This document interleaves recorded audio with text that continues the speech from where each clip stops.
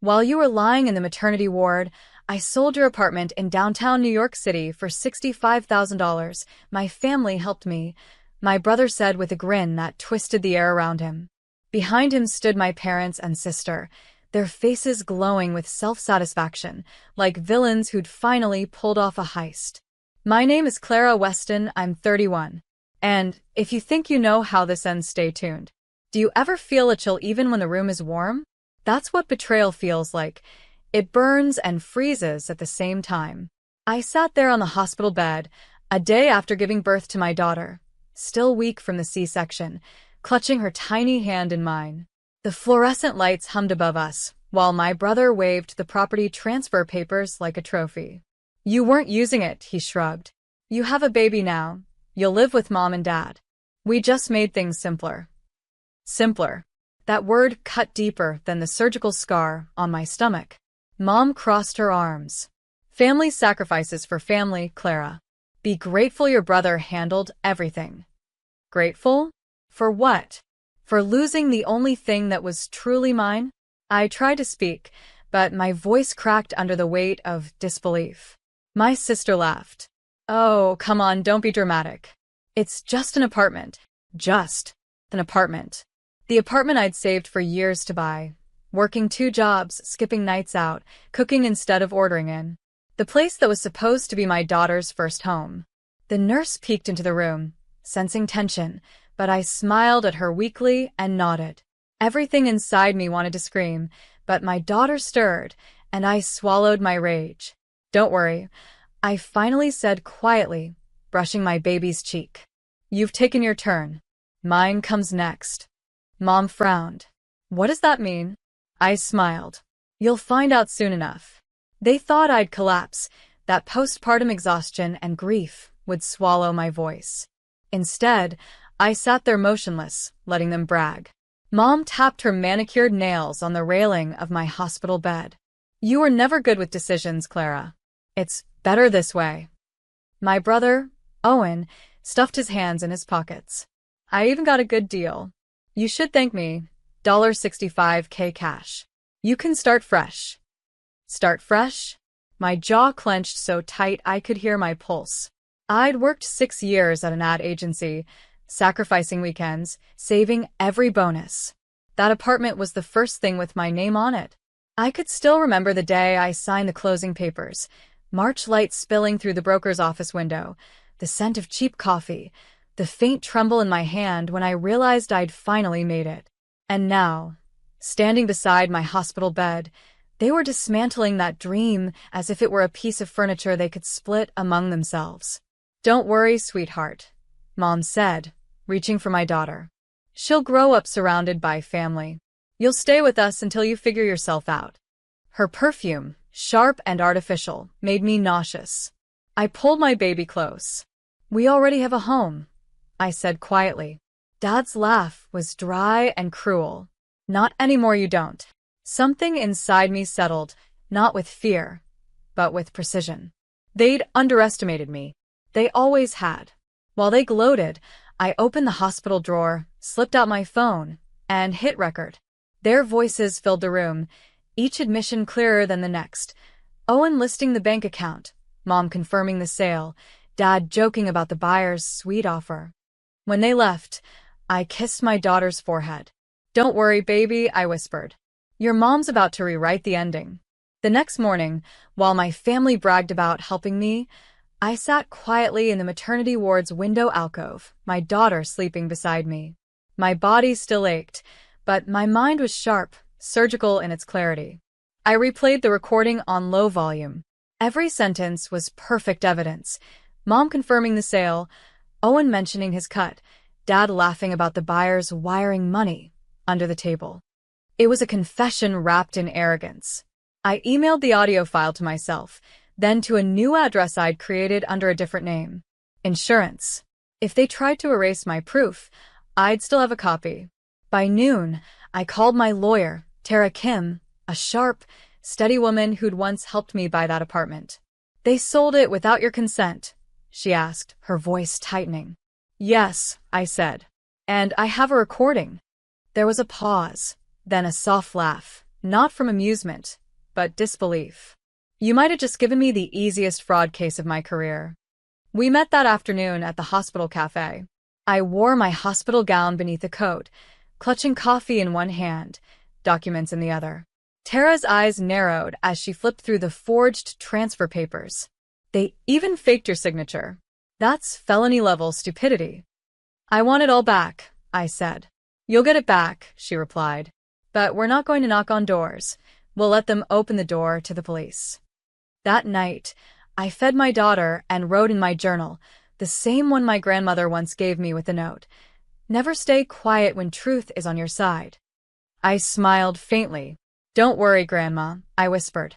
I'm done being quiet. 2 days later, I was discharged.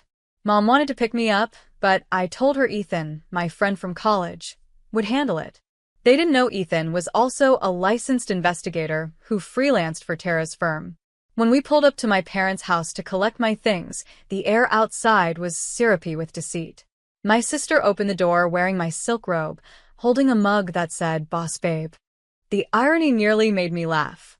Oh, look who's here, she smirked. Come to apologize? Ethan stayed silent beside me, scanning the living room with calm precision. I caught the faint glint of his body cam under his jacket. I came for my belongings, I said. And for my daughter's things. Mom entered, lips pursed. You can take your clothes. The rest stays. We redecorated already. Redecorated. The word felt like theft wrapped in interior design. As they argued, Ethan leaned close and whispered, they just hung themselves again. Financial intent, property conversion, and moral bankruptcy. We've got what we need. When we left, my father followed us to the driveway. Don't think a lawyer can fix your tantrum, Clara. Family doesn't sue family. I met his eyes. Then you shouldn't have stolen from family. That night, Tara filed an emergency injunction. Within 24 hours, the court froze the funds from the illegal sale and placed a temporary restraining order on any further property movement. My phone rang at dawn. It was Owen. His voice cracked for the first time. You called the cops? Not yet, I said softly.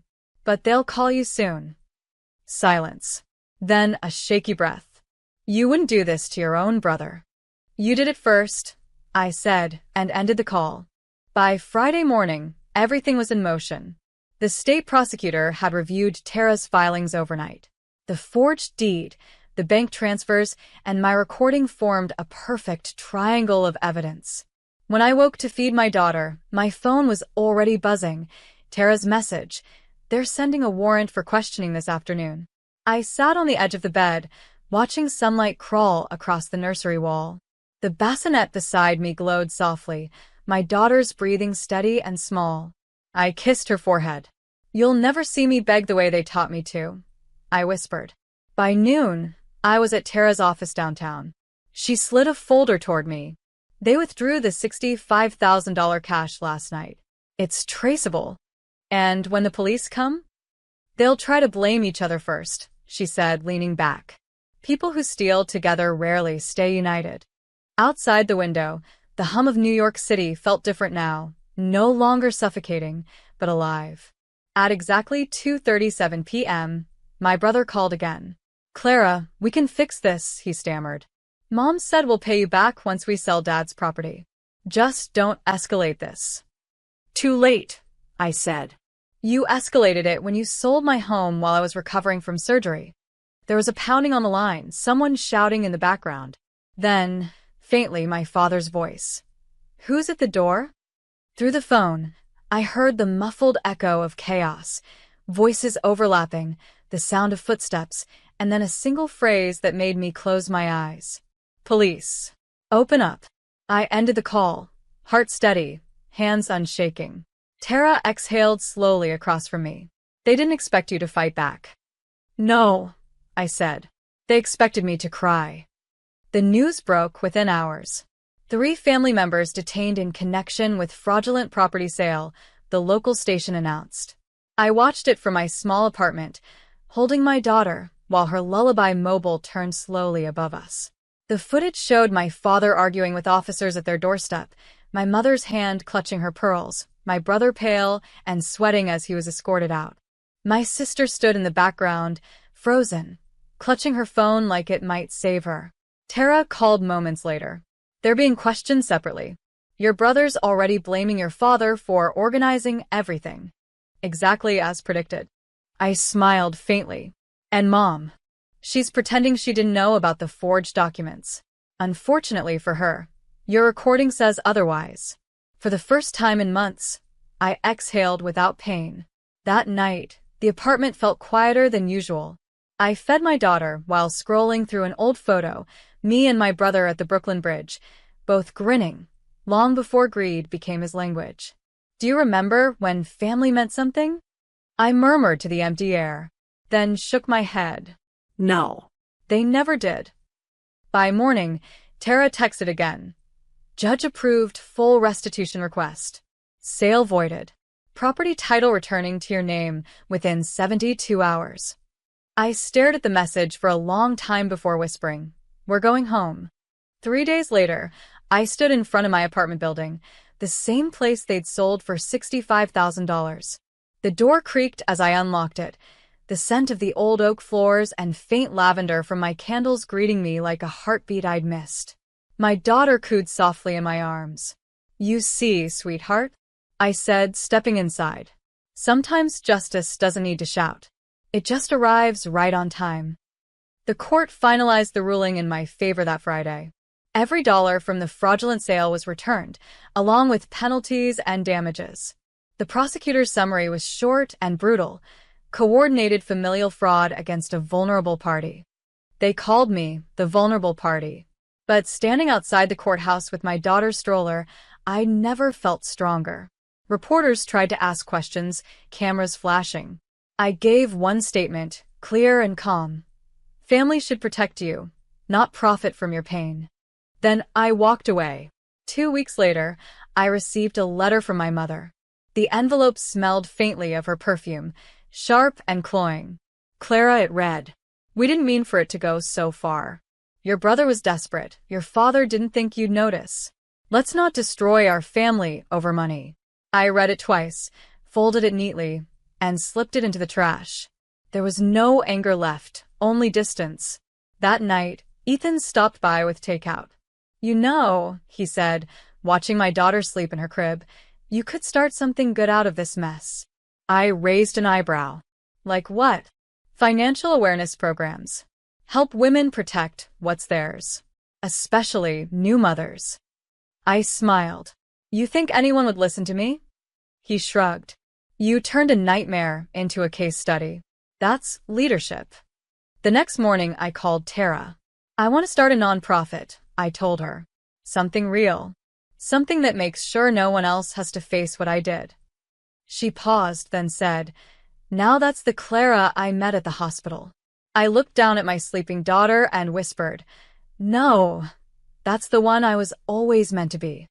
6 months later, I walked into the freshly repainted lobby of my building, the one that once carried their signatures of theft, now fully restored under my name. The brass plaque beside the door read, "Weston Residences, LLC." My name, my story, legally sealed.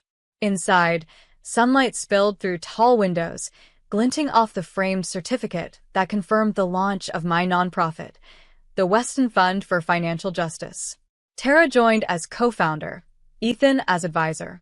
We'd already helped 3 women reclaim stolen assets from family transactions. That evening, I hosted a quiet gathering in the courtyard. No photographers, no speeches, just people whose trust had been broken and rebuilt. As dusk softened the city skyline, Ethan handed me a glass of sparkling cider. "You realize you've turned betrayal into a blueprint," he said. I smiled. I just stopped letting shame speak louder than truth. My phone buzzed, a message from an unknown number. "We're sorry. We lost everything. Can we at least see the baby?" I stared at the words, the familiar tug in my chest. Old loyalty trying to resurrect itself. Then I typed back, "She's safe. And she will never learn love the way you taught it."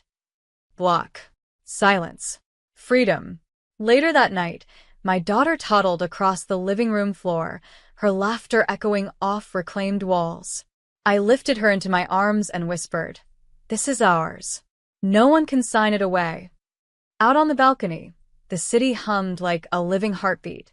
For the first time, I didn't need justice to feel whole, because wholeness was already here, breathing in the small, steady rhythm of a child who would never know betrayal. Some stories end with punishment. Mine ended with peace.